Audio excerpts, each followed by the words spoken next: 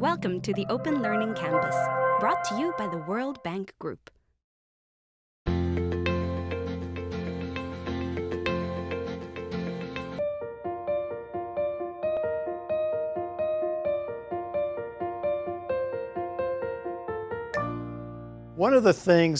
L'une des choses que les scientifiques font lorsqu'ils essaient d'examiner les changements dans le système climatique mondial consiste à essayer d'examiner un certain nombre de mesures différentes pour voir s'ils obtiennent effectivement une image cohérente du changement.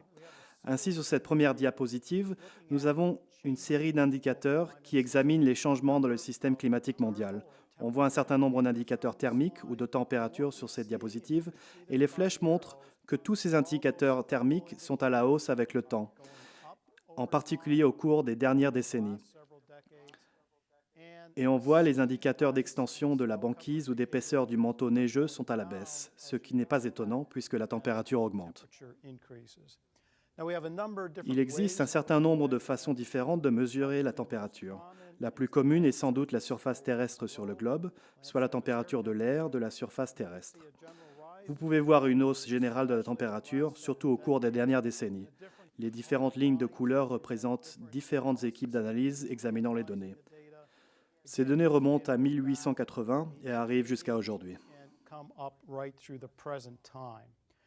Il existe d'autres indicateurs avec différentes périodes d'enregistrement qui sont également liés aux indicateurs de température. Le contenu thermique de l'océan est un indicateur très important des changements. La majeure partie de l'énergie thermique supplémentaire contribue à augmenter les températures de la chaleur de l'océan. 93% de l'énergie liée à l'augmentation de l'énergie thermique au cours des dernières décennies a contribué au réchauffement de la température de l'océan et seulement 3% a causé le réchauffement des températures de la surface terrestre. Par ailleurs, 3% de la chaleur a contribué à la fonte du manteau neigeux dans l'hémisphère nord et seulement 1% a contribué au réchauffement de l'atmosphère.